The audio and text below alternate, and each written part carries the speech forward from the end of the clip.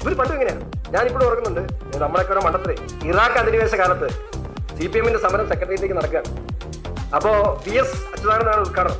അപ്പൊ അന്ന് അവിടെ നിന്ന് അദ്ദേഹം പറയുകയാണ്, ഞങ്ങൾക്ക് വളരെ ശുഷ്കാന്തിയോടുകൂടി നോക്കിയിരിക്കുകയാണ്.